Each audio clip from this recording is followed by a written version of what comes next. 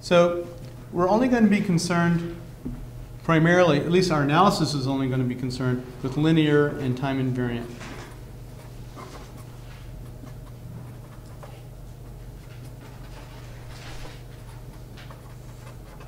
So we call those LTI filters. So LTI filters, linear and time invariant. We know what linearity means, and time invariance is very intuitive as well. It's just saying that this filter is not changing over time. The filter coefficients are fixed over time.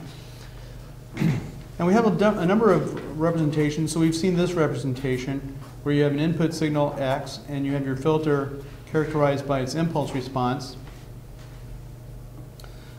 So X is equal to the input signal, and as always, we'll say X can be any length n complex sequence. And also we'll take n to infinity typically. So we'll normally want to think about a filter as applying to a signal that just goes on forever. And so we'll be able to analyze that by letting the signal space just grow to any length. So y equals the output, and h is, by definition, the impulse response.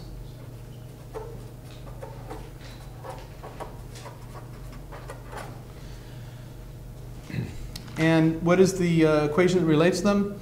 It's the convolution formula. So y is equal to the convolution of the impulse response with the input signal. And we have the convolution theorem that says that means that the spectrum, capital Y, equals the frequency response times the input spectrum. So we call it capital H. So the spectrum of the impulse response is called the frequency response.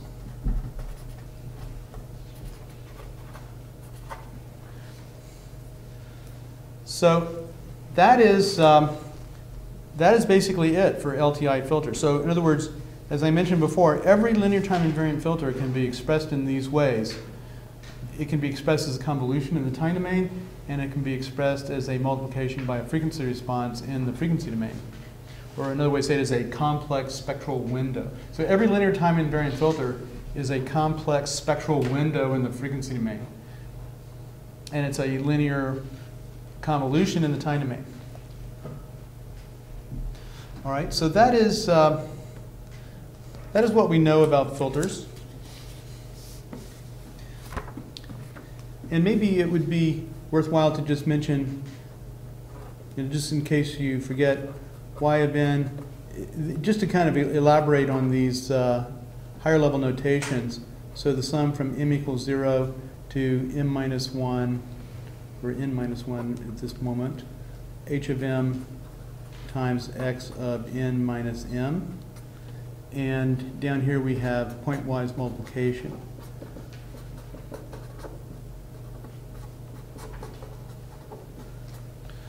So that's all we're saying, and this is for k equals 0 to n minus 1. In case that is a helpful refresher.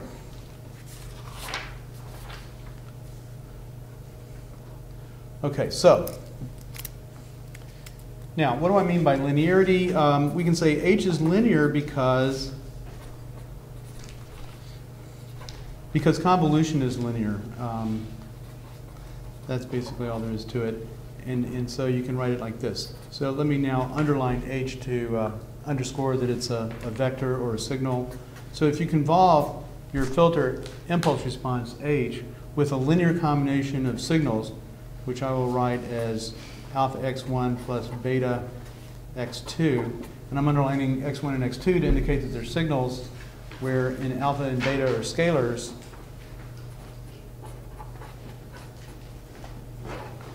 Then that is equal, by linearity of convolution, that is equal to alpha times h convolved with x1 plus beta times h convolved with x2. So the linearity of the filtering follows from the linearity of the convolution.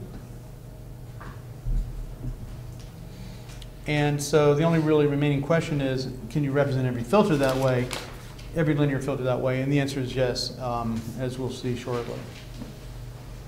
All right, so now, what about time invariant?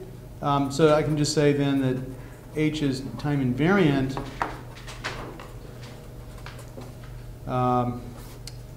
because it's fixed over time. I mean, that's all there is to it. The samples of H are time invariant.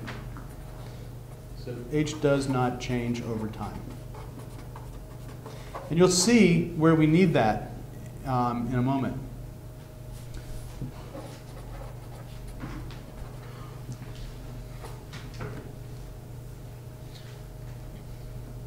So let's look at some examples here.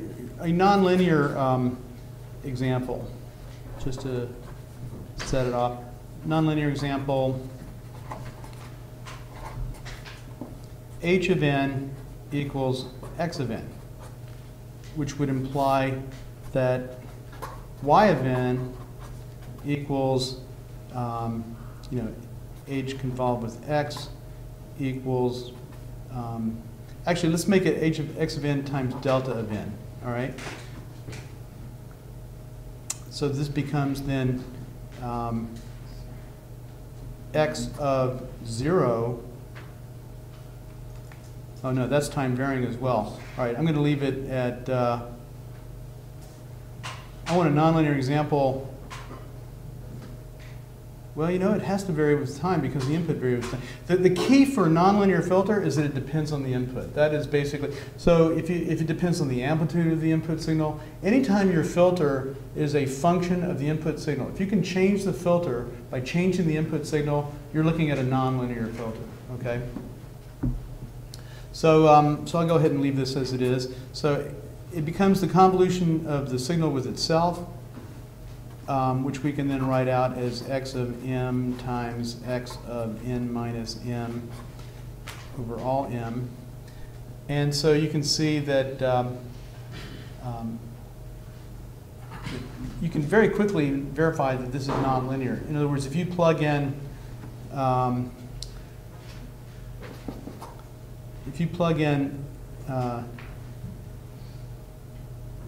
alpha x1 plus beta x2, and then you convolve it with itself,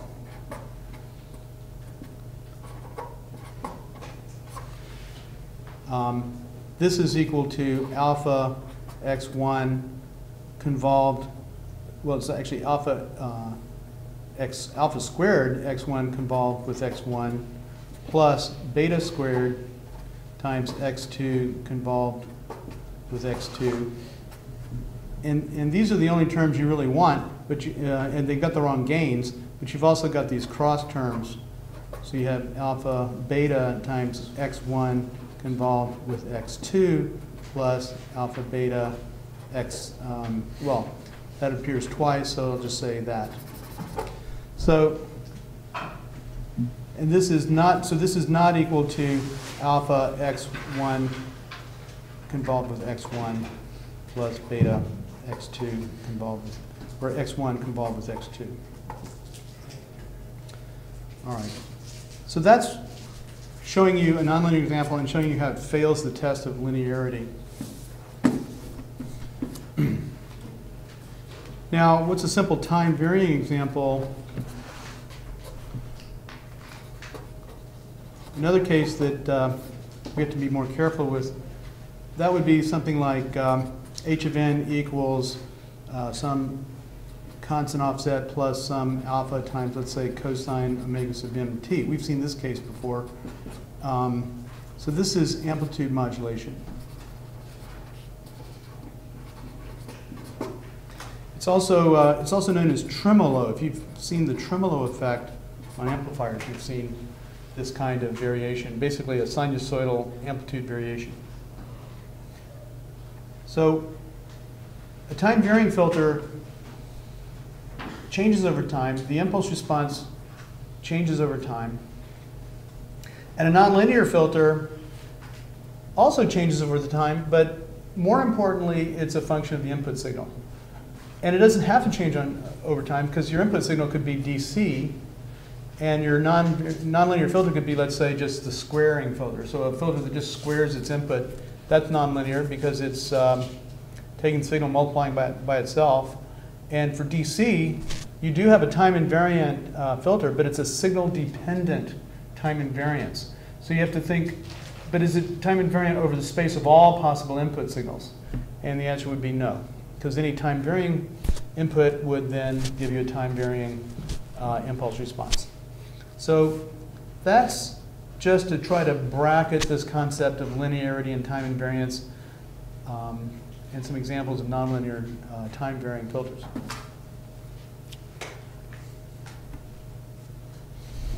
Okay, so now let's look at some examples. Let's look at the ideal low pass.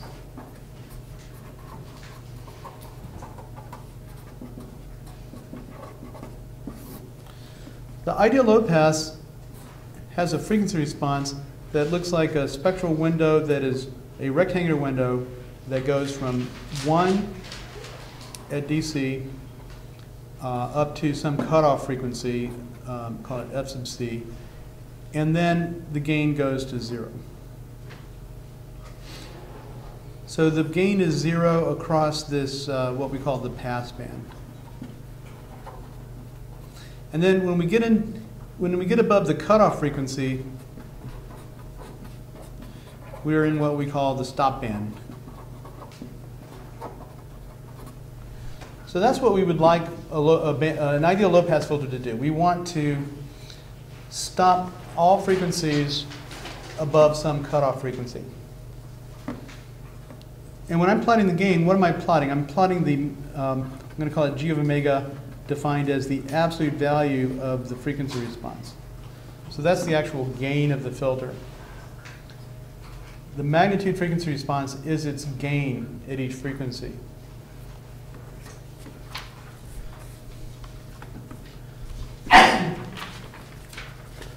Now, it turns out we can't really do ideal low-pass filtering. So I also want to just mention what you really shoot for.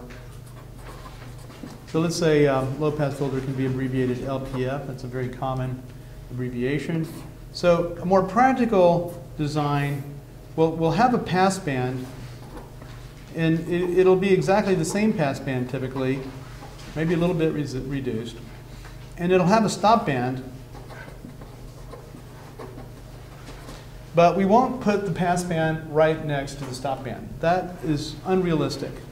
And you should all know this from the Fourier duality relations, because a discontinuity in the frequency domain will have an inverse Fourier transform that is infinitely long.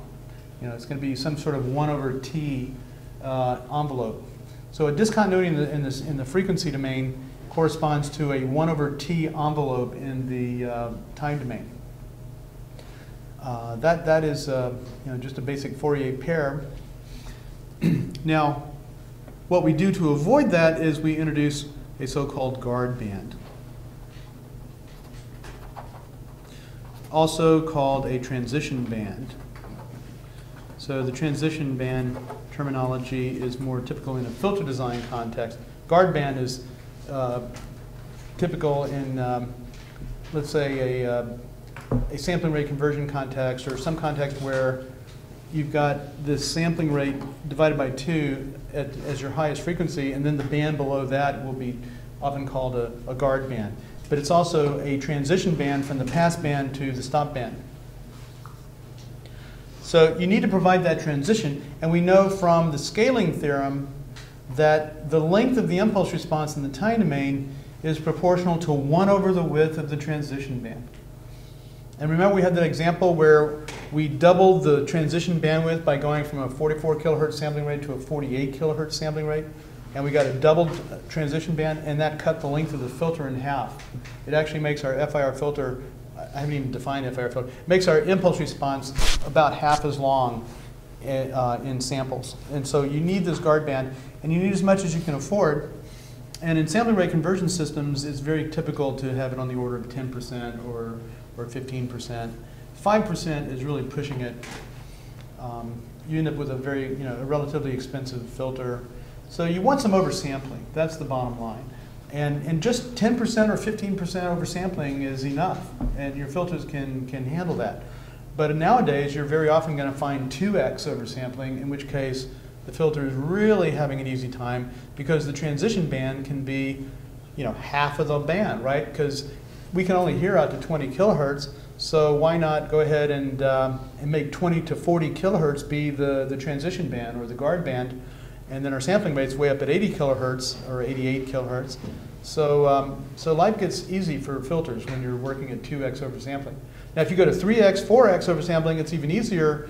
But I would argue that the reasons to go to that high are not usually because of the filtering requirements. Filter already has a very easy job at 2x oversampling. But other things are nice, such as nonlinear processing. So if you're doing something like a model of a nonlinear tube, for example, any nonlinear model is going to have a lot of aliasing in it if you don't have a lot of oversampling. So you go to very high oversampling factors for nonlinear simulations, like tube simulations and distortion simulations. And commercial plugins are very often using something like 8x oversampling. Just to keep that aliasing way down. All right, so here we are with our practical filter. And now what happens is your resulting filter that you design will not even hit this exactly. It'll come along it'll follow your passband with some ripple, typically. And then it'll go through your transition band, and then it'll get into the stop band, and there'll generally be some ripple down there as well. So I'm just giving you kind of a preview of how these things are going to go when you really try to design a practical filter. And the width of this guard band will have a very strong impact on the length of the filter, the expense of the filter in the time domain. Okay, so now we know what the ideal low-pass filter is, and we know a more practical specification for a low-pass filter. Now let's look at the simplest possible low-pass. I mean, you can argue with me about what the simplest really is, but this is my submission for the simplest low-pass that's not completely degenerate. It still does something. All right. So you take your signal Y at time n and compute it as the input signal at time n plus the previous sample, which is the input signal at time n minus 1. And I'm just going to let time go forever here. You can say that I'm letting capital N go to infinity. So one of our transitions from DFT world to filter world is we're going to let time go to infinity. The length of the space, the dimension of the space, go to infinity when we can. Now we'll still use the FFT all over the place, in which case the way we'll connect them is we'll have a lot of zero padding, and so everything's finished for all practical purposes by capital N, and so our analysis can be non-limited to capital N, because these filters are going to all decay to 0, and so finite N will suffice. But the analysis is cleaner as you go to infinite signal space length. And you'll see that very shortly. I have an example that'll make that very clear. All right, so let's find out its impulse response. So how do we do that? So this is now finding the impulse response. Let's let x be an impulse, x equals delta, and then what do we get? Well, y of n is equal to x of n plus x of n minus 1. I'm switching to a little easier to write notation here, which is then delta of n plus delta of n minus 1. And that is equal to, and we'll call that h of n. So therefore, what we've deduced is that the impulse response, h of n, or let me just write the whole vector, h, equals 1, 1, 0, 0, and so on. So the impulse response is 1, 1, 0, 0, 0, 0 forever. And that makes sense, right? If you have a 1 at time 0, then y of n is 1. And then y of 1, so y of 0 is 1, y of 1 has a 0 coming in, but there's y of n minus 1 there, which was, or x of n minus 1, which was 1. So that's why you get 2 1s, and then you're done. There's no more, and you have zeros forevermore. So that's the impulse response. And that means we can FFT that to get the frequency response. And what we normally do is use a DFT, right, which would come out like this. But I'm going to generalize this now to an infinitely long signal. So omega sub k is a sampled frequency axis, and that's what you get when you have a finite length signal space. But when I let capital N go to infinity, then omega sub k will converge to omega. It'll converge to a continuous frequency. And so instead of DFT analysis, that's what we call DTFT. So the DTFT is the discrete time Fourier transform. I don't know what time actually adds to that definition, but that's the most commonly used term that I've seen. I've also seen discrete time Fourier transform infinite series used as a term there. You could also just say it's just the DFT. We could say it's the DFT sub infinity because we have the option of putting the DFT link as a subscript on DFT. So it's all of those things. And so, so the DTFT of H is capital H of omega, and so that is by definition the DTFT of H, which is by definition the sum from n equals 0 to infinity. See, capital N has now become infinity, and then we have h of n times e to the minus j omega. No subscript, it's just j omega, and then you have discrete time. So you have discrete time, but continuous frequency. So the only thing missing is the subscript on the k, on omega, the k subscript on omega, and the capital N minus 1 summation limit is now infinity. So you can see it's just clearly just the DFT of infinite length of H. And you can do it with zero padding. You can also, if little h were in a length-in signal space, we can go ahead and just zero pad it and get it that way. That's completely general. Zero padding is ideal. All right, so that's the DTFT, and hopefully it won't bother you at all. It's basically nothing new. In fact, it's actually easier than the DFT because you don't have to keep track of capital N. Omega is not sampled anymore. It's nice and smooth and continuous. But let's go ahead and mention, though, that omega is still in a restricted range. Yeah, pi over t. And what I normally like to write is, we want to be really picky here. We'll say minus pi is less than or equal to omega t, which is less than pi, just to get it really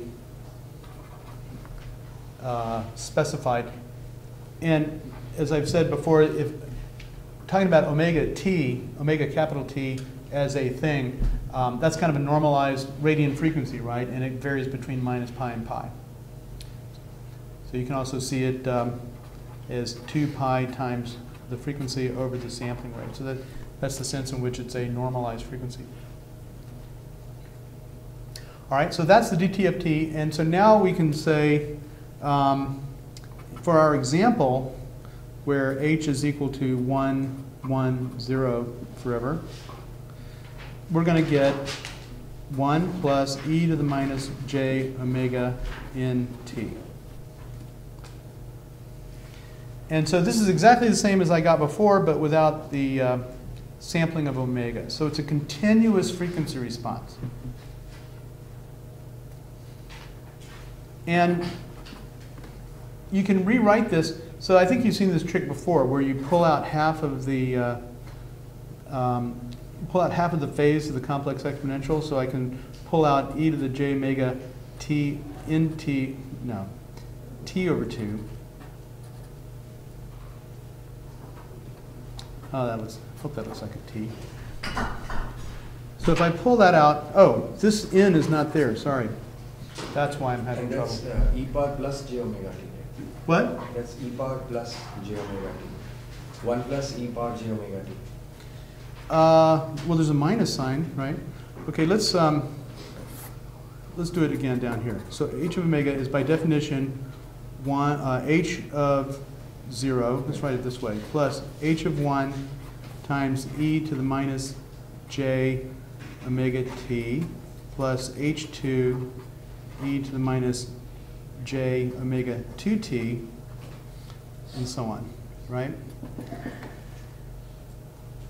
Is that good? And I'll go ahead and write it this way as well. It's the sum from n equals 0 to infinity of h of n times e to the minus j omega n t. And remember, we can call nt t sub n. If you like that notation, I prefer that notation myself. So that makes it clear that we're talking about a sampled time axis and a continuous frequency axis. So now in this form, it's hopefully very, very clear that we get 1 plus e to the minus j omega t plus zeros. Okay, so this is our frequency response. And now I can pull out half of the phase and get e to the j omega t over 2 plus e to the minus j omega t over 2, right? That's just factoring out e to the minus j omega t over 2. But that is something we know how to reduce further. It's 2 cosine omega t over 2.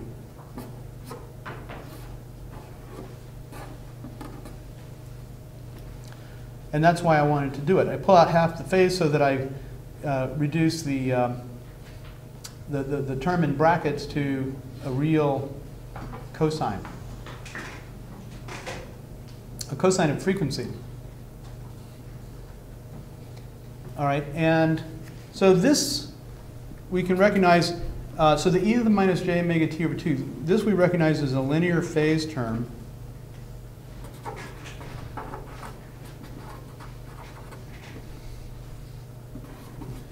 And then the cosine part is the magnitude response. So this is equal to the magnitude of h of omega when we restrict the argument of the cosine. So we have to restrict omega t to be less than pi. And the reason for that is if we let it go larger than pi, then we'll get into negative cosine, and that means it can't be a magnitude anymore. So you can strip away the magnitude sign if you restrict the range, because then they coincide.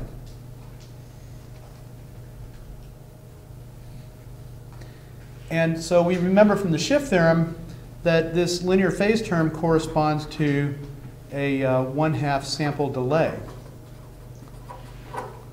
Remember that because what is the slope of the linear phase term? It is minus t over 2. So you have to remember the shift theorem.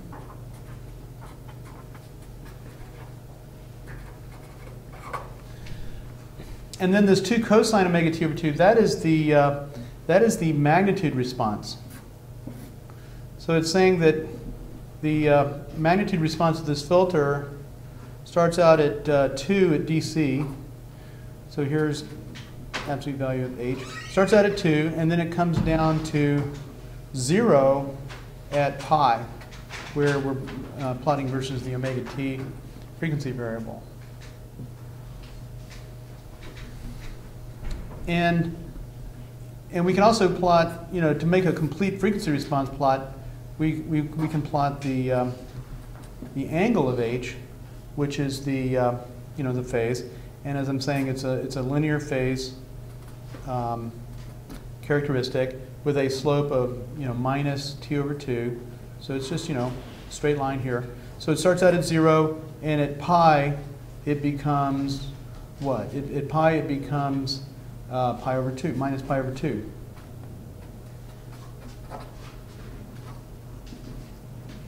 Look that up one more. So this is our linear phase term here. So this is now the frequency response. This is one way of plotting the frequency response.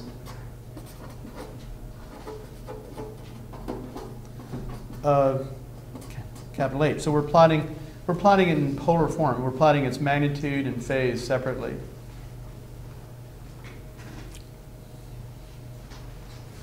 And if we wanted to go back to the DFT, that's trivial. All we do is sample it. So we can come along and just set up a frequency grid anywhere we want, and we'll just get samples along these continuous curves. So there's no fundamental difference. The DFT will just sample this, the DTFT.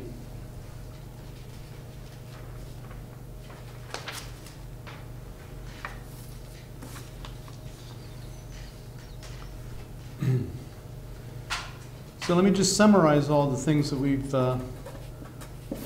looked at here. We've looked at the filter. This is the simplest low pass. Y of n equals x of n plus x of n minus 1.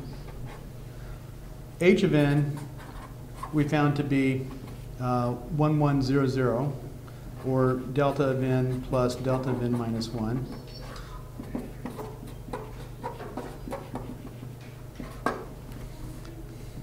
And then that corresponds to a frequency response, which is 1 plus e to the minus j omega t for omega t less than or equal to pi, absolute value. And then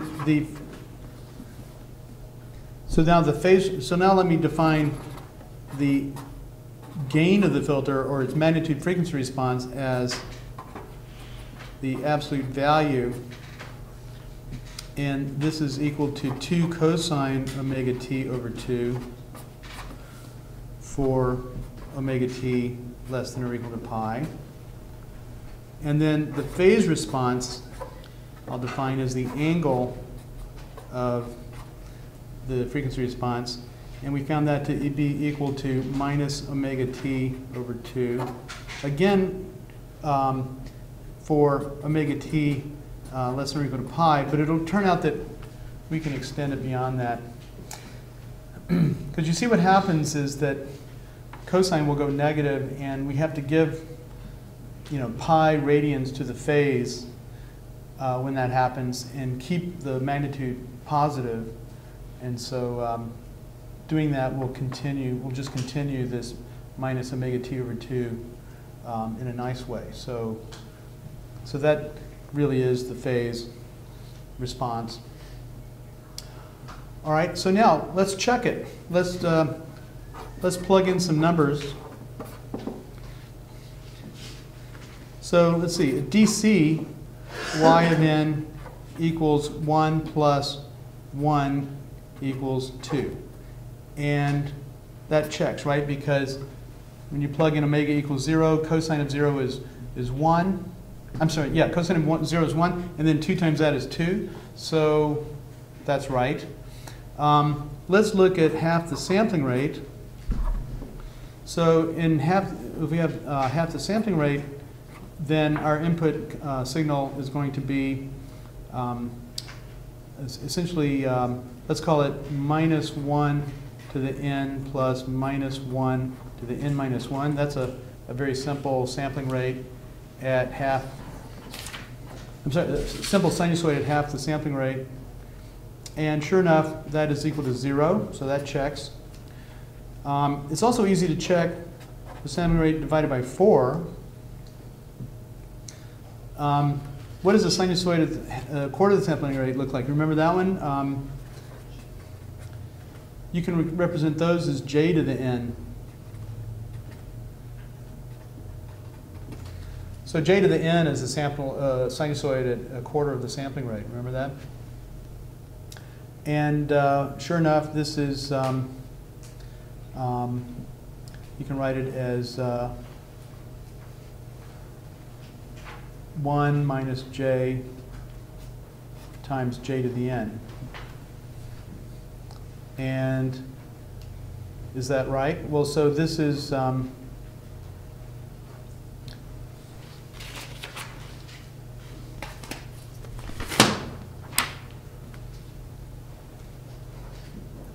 so the gain is the absolute value of 1 minus j, which is the square root of 1 plus, 1 squared plus 1 squared equals square root of 2. And what is cosine of that? So then 2 cosine of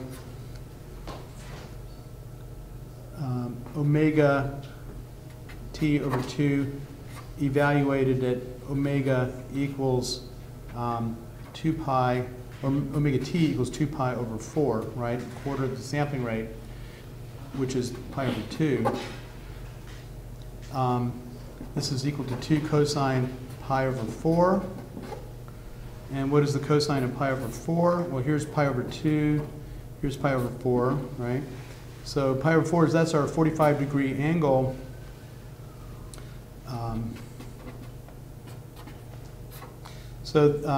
The cosine of that is, we have 1 and 1. What is the cosine of pi over 4? 1 over square root of 2.